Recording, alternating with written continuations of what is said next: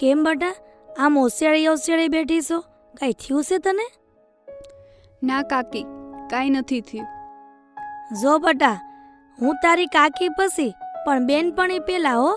કોઈ મન પર ભાર ન રાખતી. તારા મનમાં જે ઘૂંટાતું હોય ને ઈ કહી દેજે તમ તારે.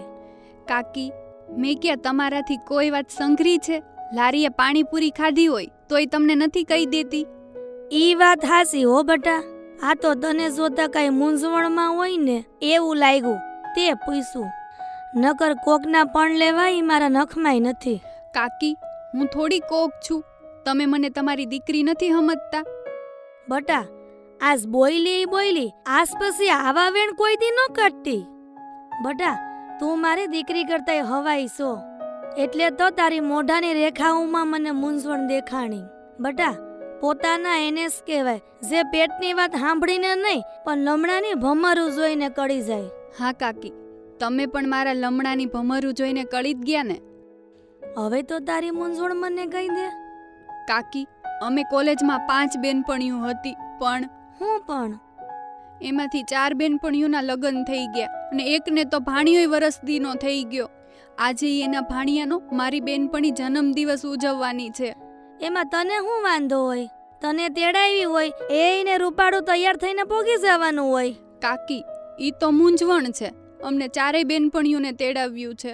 એમાં મૂંઝવણ ક્યાંથી આવી? અરે કાકી, મારી બધી બેનપણીઓ જોડકામાં આવે અને બધાની વચ્ચે હું એકલી જાઉં તો મને થોડુંક હોખમણ જેવું તો લાગે ને. એમાં હોખમણ હેનું લાગે? બધાયને ખબર છે કે તારા લગ્ન નથી થયા તો તું એકલી જ હોય ને.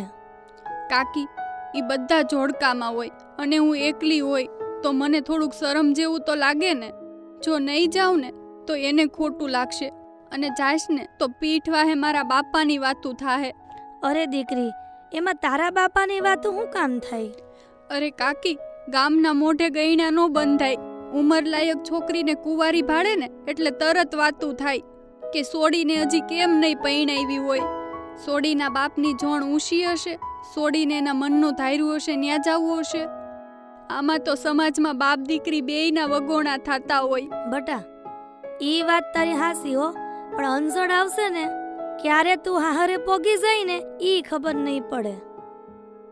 આમ જો બટા, તારા મન ઉપરથી બધોય ભાર હળવો કરી નાખ. આમ નમ બળતરા કરીને ધરું નબળા પડી ગયા છે. જો બટા, તું મને તારી માં સમાન માને છો ને? હા કાકી. હવેથી તું જો નબળા વિચાર કરાય ને તો તને મારા હામ છે. ગામને જે વાતું કરવી હોય કરે. તારે મન હાવ હળવું રાખવાનું છે ને. હા, તારે તારી બેનપણીની ઘરે જવાનું છે. મારું પાકીટ ઓશિકા હેઠે જ પડ્યું છે. તારે તારી બેનપણીના ભાણિયાના હાથમાં જે કવરમાં પૈસા દેવા હોય ને ઈ મારા પાકીટમાંથી લેતી જાજે. અને હા આરતી બટા, આ તારી કાકી છે હો, એટલે કઈ ચિંતા ન કરતી હો. પણ કાકી, મારા બાને આ બધી વાત ન કરતા, નકર એને બીપી ઘટી જાહે. હું કેતી હઈશ. અને હા બટા, તારે તારા બાની સામે દાંત કાઢતું જ મોઢું રાખવાનું હો.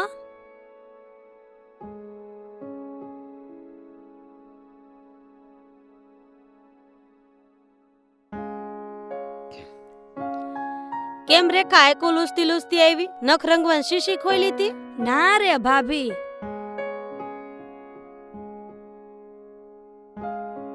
એ ઘણી બાયું નખ રંગવાની શીશીની એલર્જી હોય તે વાસ મગજમાં ચડી ગઈ હોય તો આહુડા આવી ગયા હોય. ના રે ભાભી, મારે આમય નખના નયા પાયકા છે. આ જોવો ને 2 મહિના પહેલા નખ રેંગાતા. રેખા, તારું કામ મને બહુ ગમ્યું. કયું કામ? આ 2 મહિના પહેલા નખ રેંગાતા ઈ? અરે, નખ રંગવાનું નથી કેતી તો બુસટના કોલર ઢહળવાનું કયો છો? રેખા, તું કેટલી માયાળું ને ભોળી છો. આરતી અરે આરતી જેવડી ને મારી અરે મારી જેવડી. તોય તમે એકને તો ભૂલી જ ગયા હો ભાભી. કોને? અરે આપડા હાહુ નંદુ માને. આવો બા અરે ક્યારેક વાતું ચંડ તો મને તેમ થાય મારે 2 હાહુ હશે. ઓણ તો તારી બાની આયવાર પરસોત્તમ મહિનો પાડવાનો હશે ને. એ બાને સોપડી વાંચતા આવડે નહીં, તે મારે વાંચીને સંભળાવવું તો ખરે ને. તે આમ ગણો તો મારે પરસોત્તમ મહિનો પડાઈ ગયો. હારું ને, તારે ગઢા થઈને નદીએ નાવા જાવું નહીં. વારે વાહ ભાભી, તમે ગઈઢા થઈને નદીએ નાવા જાવ ને હું થોડી ઘરે ટાંકાના પાણીથી નાવ. હું આરે હોઈશ ને તો પરસોત્તમ ભગવાનનું ગીત ગાય, નકર આપણી હેડીની કઈ બાયુને આવડે છે? કયું ગીત?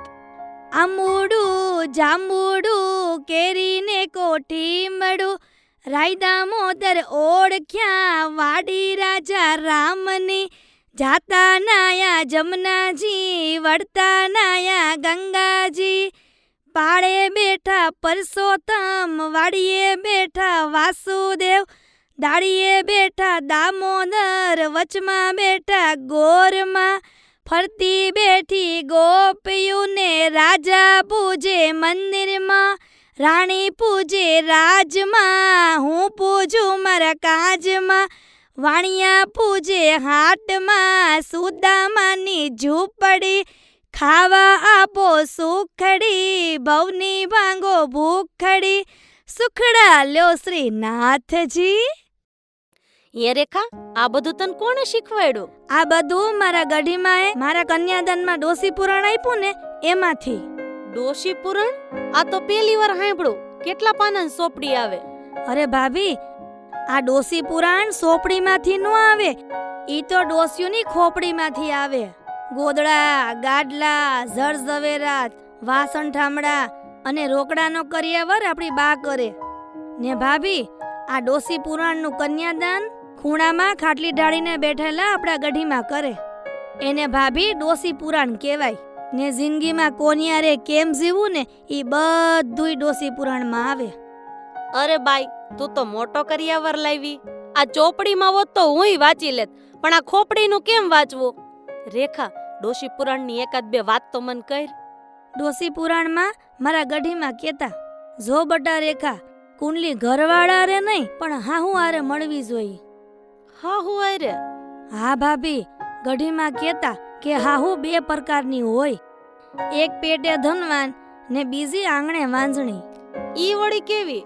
પેટે ધનવાન એને કહેવાય કે જેને ખાલી દીકરા જ નહીં એને પેટે દીકરી જન્મી હોય, ને આંગણે વાંજણી એને કહેવાય કે જેને પેટે દીકરો હોય પણ દીકરીઓ ન હોય. ને હા ભાભી, જે હાહુને પેટે દીકરીઓ જન્મી હોય ને ઈ વહુને દીકરીઓની જેમ રાખે ને. ભાભી, દીકરી વગરની હાહુ એની વહુ વારે ફોજદારની જેમ વર્તે. લે, આપણે ક્યાં હગી નણંદ છે? તોય આપણા નંદુબા આપણી હગી માં ભૂલવાડી દે એવા હાહુ નથી. આપણા બાની તો વાત જ ન થાય ને. આપણા મોટા હાહરા અને કાકાજીની દીકરીઓને આપણા બાએ હકી દીકરીઓની જેમ રાખી છે અને હજી વારે તહેવારે તો રાખે જ છે ને. એટલે આપણે ભલે હગી નણંદ ન હોય તોય આપણા બા તો પેટે ધનવાન જ કહેવાય.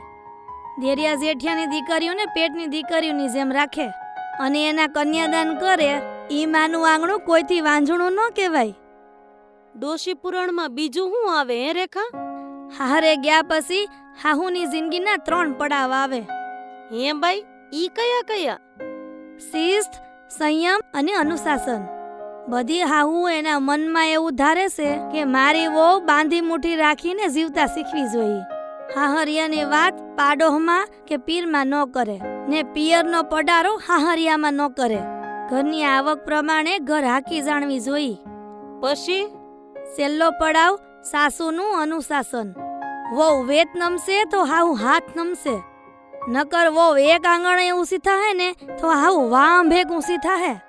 ભાભી, એવું ન હોય કે બધી વાતમાં હાહુ ઝાસા હોય. ઘણીવાર હાહુ પણ એનો ખોટો કક્કો ઘૂંટતા હોય.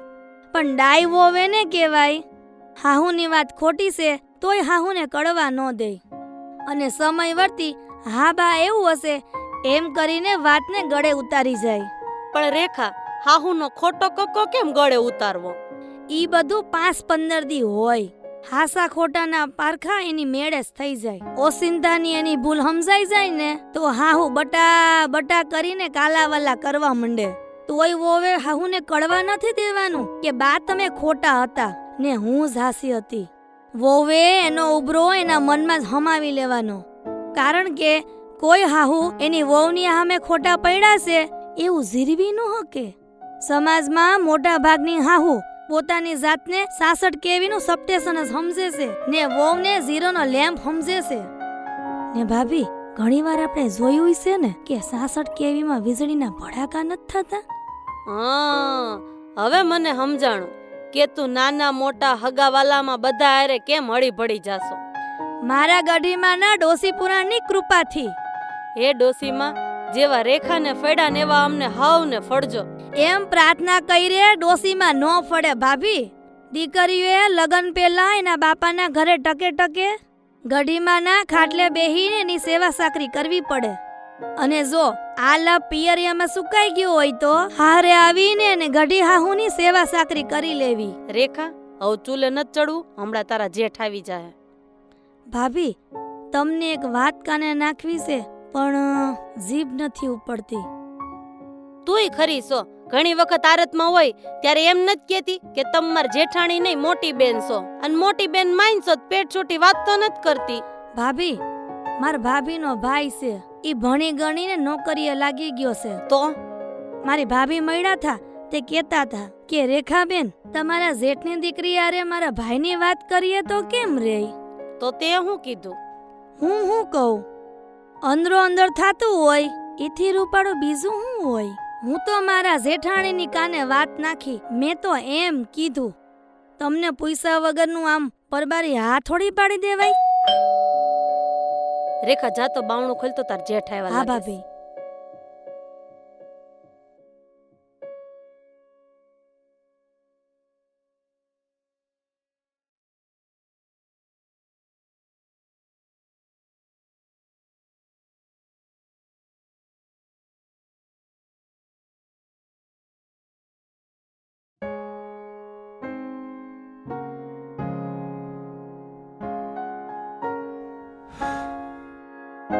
હજી તો આ ઉત્તર ફાલ્ગુની હાલે છે અને હાથો તો આખો બાકી છે. વણ તો બધા નક્ષત્ર હોળે હોળ વર્યા છે. કૂવાના પાણી થાળામાં આવી ગયા છે અને વરસાદે એટલો પડ્યો છે ને તે ચોમાહાનો પાક તો હારો મોળો ઉતરશે, પણ શાળું પિત્તમાં દી વળે એવું લાગે. તમારે ક્યાં ખેતર ઉથલ મારવા જાવું છે? સીધને બળતરા કરો છો. આપણે જે જોઈ છે એ બધું કરિયાણાની દુકાને મળી જ રહી છે ને. હા ભાભી, તમારી એ વાત સાચી. ઈ આપણા બાપાના ખેતરમાં પાકે ને તો કરિયાણાની દુકાનમાં આવે. કઈ ઉપરકોટમાંથી સીધા ભૂંગળા નથી માંડ્યા કે સીધું દુકાનોમાં આવે. એ તલય બધાના પતી ગયા છે અને સિંગાઈ કાઢ્યા પેલા ભોમાં ઉગી ગઈ, એટલે વણ સિંગના ભાવે ભડકે બળવાના છે. જે વસ્તુની અસર થાય ને એના પછી ભાવ વધે.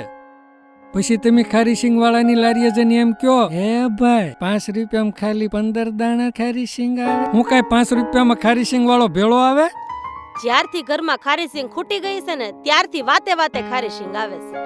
ભાઈ, મારા ભાભીના બાપાને મોટી મોણપરીમાં 50 વીઘાની માંડવી થઈ છે ને પાકીએ ગઈ છે ને ભાઈ ઓણ તો ન્યાથી જ સિંગ મંગાવી છે. હાચીન રેખા, તું કઈક વહેવાળની વાત કરતી હતી ને?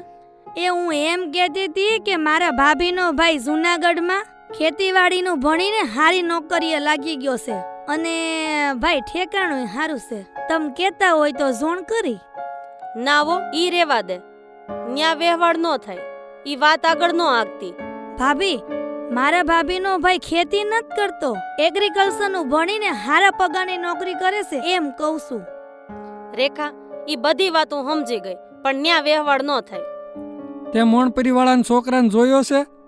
એને કઈ ખોટ ખાપણ છે? છોકરો રેઢિયાર છે? મેં કાંઈ જોયો નથી. તો એ હું કામ વાતને ટોરે છો? ઠેકાણું હારું હોય જોવામાં વાંધો શું છે?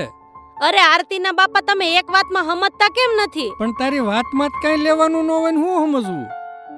હું એમ કહેતી હતી કે છોકરાની અટક અને મારા મામાની અટક બે એક હરખી છે. એટલે છોકરાના બાપા મારા મોહાળમાં આવે એટલે ઈ છોકરો ને આપણી આરતી બે ભાઈ બેન થાય, એટલે ઈ વહેવાળ ન થાય. આપણો સમાજ આજે દાંડીઓ પકડીને બેઠો છે ને એમાં જ સમાજ ગોટાળે સડ્યો છે. આમે તો કે દાદાનું મોહાળ છે, ઓલે પણ તો કે ગઢીમાનું મોહાળ છે, ઢીકડે તો કે છોકરાના બાપનું મોહાળ છે. કોઈ એમ કેમ નથી વિચારતું કે આ હગામાં હગું થાય તો ઘીના ઠામમાં ઘી પડે? આપણો સમાજ મોટો છે, બધાના ધંધા રોજગાર મોટે ભાગે હારા છે, અને આ બીજા બધા સમાજની જેમ વળમાં ને વળમાં હગામાં ને હગામાં આ છોકરા વરાવાની સદબુદ્ધિ આપણામાં ક્યારે આવશે? એ હું તો જાહેર જીવનમાં ફરું છું અને મારા 18 વરણ હારે બેઠું છે, ભાણે બેહવાના વ્યવહાર છે. મેં બધા સમાજની સખાવતે જોઈ છે ને રખાવટે જોઈ છે. પણ આ નાભીમાંથી નિહાકાત એ નીકળે છે કે આ મારો અવડો મોટો સમાજ અને એમાં જે રીતે છૂટાછેડા અને ઘર કંકાસ વધ્યા છે ને એ બીજા સમાજમાં જોવા નથી મળતા. કારણ કે એ બધો સમાજ દીકરાવાળા હોય કે દીકરીવાળા એકબીજાને હાથાત પેઢીથી ઓળખે છે અને નાના મોટા મન દુઃખ હારે ખાટલે બેહીને ઉકેલે છે. બાપાના મોહાળમાંય વરે, બાના મોહાળમાંય વરે, મામાના દીકરાનેય વરે, ફઈના ભાણિયાનેય વરે અને એકબીજાના રીત રિવાજને એકબીજા નજીકથી જાણે છે. અને એટલે જ એના પરિવારમાં સંયમ અને મર્યાદા બેય જળવાય છે.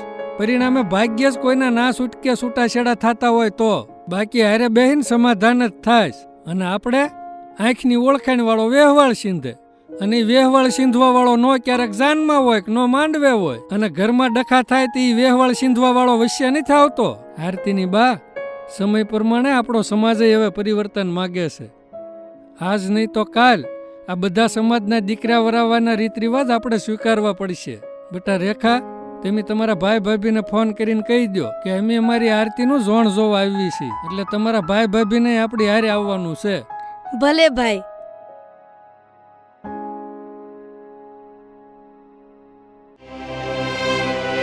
હે બેની બા, હે જેઠ રે દેખીને જીણા બોલજો. હે દીકરી જેઠાણી ના યાડા કરજો. હે કા